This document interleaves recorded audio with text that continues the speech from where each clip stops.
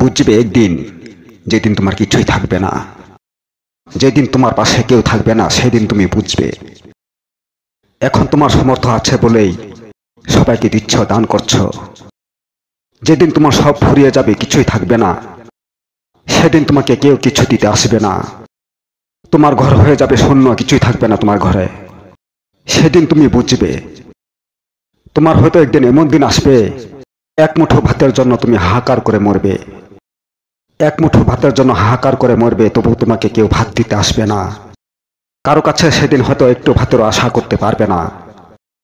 খিদের জ্বালায় অস্থির হয়ে পড়বে, সেদিন তোমার এক এক করে সব মনে পড়বে, আর এক এক করে সব বুঝবে। সেদিন তুমি নিজেও বুঝবে আর অন্যকে বুঝাবে। একটা কথা মনে রেখো, তেল থাকা মানুষের মাথাতেই কিন্তু মানুষ তেল দিতে আসে। যেদিন তোমার মাথায় তেল থাকবে না, সেদিন আর কেউ তোমার আশেপাশে থাকবে না। দয়া দরদ ভালো, কিন্তু অতিমাত্রা ভালো নয়।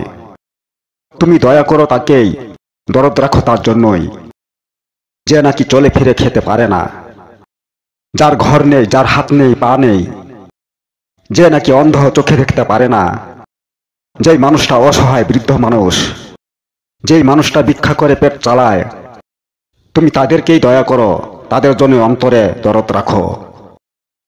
তারা তোমাকে আশীর্বাদ জানাবে, তারা তোমাকে আশীর্বাদ দিবে। তুমি দীর্ঘজীবী হও, চিরসুখী হও।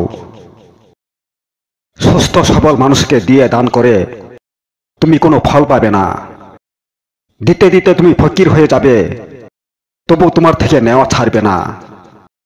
তাই বলি, এখনো সময় আছে, বুঝার চেষ্টা করো। নিজের ভবিষ্যতের চিন্তা করো। নিজের ভবিষ্যৎ অন্ধকার করে অন্যের প্রতি এত দরদ ভালো নয়। তুমি এখন বোঝো না, বুঝবে একদিন, যেদিন তোমার ভবিষ্যৎ অন্ধকার হবে, সেদিন তুমি বুঝবে।